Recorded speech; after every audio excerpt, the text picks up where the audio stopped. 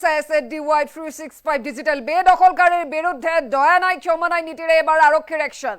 এবাৰ সামগুৰিৰ বেদখলকৃত এলেকাত বৃহৎ উচ্ছেদ অভিযান চলিব আৰু জানিব পৰা মতে 200ৰো অধিক পৰিয়ালৰ বাসগৃহত প্ৰশাসনৰ হাতুৰা পৰিব আৰু তাৰ বাবে এতিয়া আৰক্ষী প্ৰশাসনৰ বৃহৎ দল সাজু হৈছে। প্ৰায় 389 বিঘা বেদখল কৰা ভূমিত এবাৰ প্ৰশাসনৰ বুলডোজাৰ চলিব আৰু তাৰ পিছতে সাজু হৈছে আৰক্ষী প্ৰশাসনৰ বৃহৎ দল। এই মুহূৰ্তৰে গুৰুত্বপূৰ্ণ খবৰ।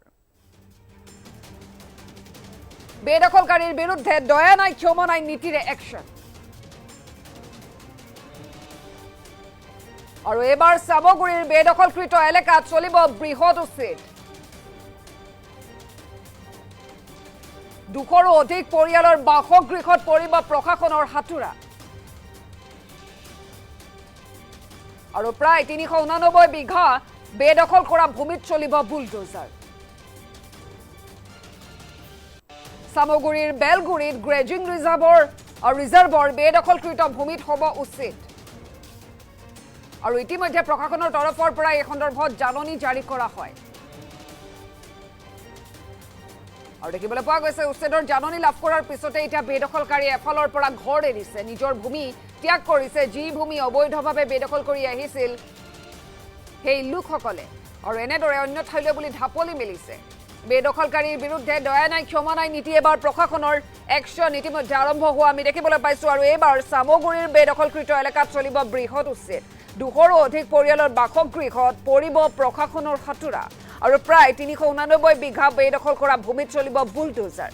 সামগুৰিৰ বেলগুৰিত গ্ৰেজিং ৰিজাৰ্ভৰ বেদখলকৃত ভূমিত হ'ব উচ্ছেদ আৰু ইতিমধ্যে প্ৰশাসনৰ তৰফৰ পৰা এই সন্দৰ্ভত জাননী জাৰি কৰা হয়। উচ্ছেদৰ জাননী লাভৰ পিছতে এতিয়া বেদখলকাৰীয়ে ঘৰ এৰিছে, অন্য ঠাইলৈ বুলি ঢাপলি মেলিছে আৰু প্ৰশাসনৰ বৃহৎ দল ইতিমধ্যে সাজু হৈছে। পুনৰ সামগুৰিৰ বেদখলকৃত এলেকাত এতিয়া বৃহৎ উচ্ছেদ অভিযান চলিব বুলি জানিব পৰা গৈছে। বেদখলকাৰীৰ বিৰুদ্ধে পুনৰ আৰক্ষী এতিয়া সাজু হৈছে। দয়া নাই ক্ষমা নাই নীতিৰে একশন আৰম্ভ কৰিবলৈ সাজু আৰক্ষী প্ৰশাসন আৰু সামগুৰিৰ 200ৰো অধিক পৰিয়ালৰ বাসগৃহত প্ৰশাসনৰ হাতুৰা পৰিব আৰু এয়া দেখিবলৈ পাইছে কেনেদৰে আচলতে নিজৰ সা সামগ্ৰী ঘৰৰ তালি টোপোলা বান্ধি এনেদৰে অন্য ঠাইলৈ বুলি ঢাপলি মেলিছে। কাৰণ বৃহৎ উচ্ছেদ অভিযান চলোৱাৰ পূৰ্বে জাননী প্ৰেৰণ কৰিছে প্ৰশাসনে, সেই ঠাই খালী কৰিবলৈ দিছে। নহ'লে জাননীৰ পিছতেই যদি সেই ঠাই কোনো লোকে খালী নকৰে তেন্তে প্ৰশাসনৰ হাতুৰা পৰিব প্ৰত্যেকৰে ঘৰত। এনেধৰণৰ আচলতে আৰক্ষী প্ৰশাসনে ইতিমধ্যে সকিয়নি দিছে।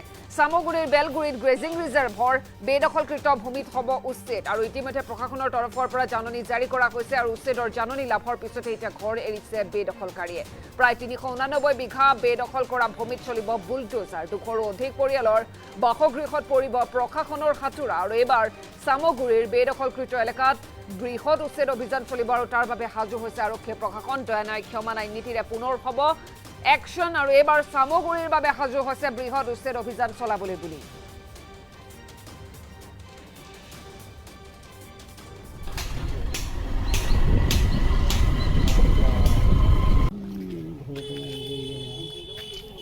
এই মানুহখিনি গোটেইখিনি মানুহ ইয়াৰে মানুহ হয়, স্থানীয় মানুহ আৰু আমাৰ ভাৰতীয় নাগৰিক হয়।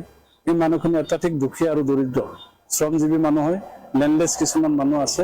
এই মানুহখিনিক যাতে আমাৰ চৰকাৰে পুনঃসংস্থাপনৰ বাবে মাটি দিয়াৰ ব্যৱস্থা কৰে আৰু এই মানুহখিনিক অতি দুৰ্বল শ্ৰেণীৰ মানুহ, সমাজৰ অতি নিষ্পেষিত দৰিদ্ৰ মানুহ, এই মানুহখিনিক লৈ যাতে আগন্তুক দিনত কোনো ৰাজনীতি নহয় সেই চিন্তা কৰি চৰকাৰে বৰ্তমান চৰকাৰে মাটি আবণ্টন দিয়াৰ ব্যৱস্থা কৰিব লাগে। এইখিনি মানুহ কিমান দিনৰ পৰা ইয়াতে বসবাস কৰি আছে? এইখিনি মানুহ প্ৰায় 50-60 বছৰ ধৰি ইয়াতে বসবাস কৰি আছে মই জনাত।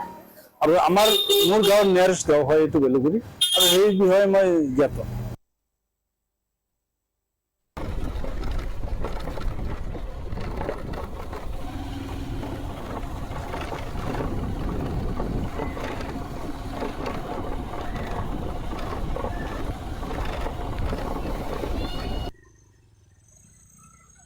এই মানুহখিনি গোটেইখিনি মানুহ ইয়াৰে মানুহ হয়, স্থানীয় মানুহ আৰু আমাৰ ভাৰতীয় নাগৰিক হয়।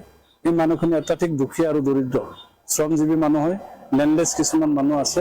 এই মানুহখিনিক যাতে আমাৰ চৰকাৰে পুনঃসংস্থাপনৰ বাবে মাটি দিয়াৰ ব্যৱস্থা কৰে আৰু এই মানুহখিনিক অতি দুৰ্বল শ্ৰেণীৰ মানুহ, সমাজৰ অতি নিষ্পেষিত দৰিদ্ৰ মানুহ, এই মানুহখিনিক লৈ যাতে আগন্তুক দিনত কোনো ৰাজনীতি নহয় সেই চিন্তা কৰি চৰকাৰে বৰ্তমান চৰকাৰে মাটিৰ আবণ্টন দিয়াৰ ব্যৱস্থা কৰিব লাগে। এইখিনি মানুহ কিমান দিনৰ পৰা ইয়াতে বসবাস কৰি আছে? এইখিনি মানুহ প্ৰায় 50-60 বছৰ ধৰি ইয়াতে বসবাস কৰি আছে মই জনাত।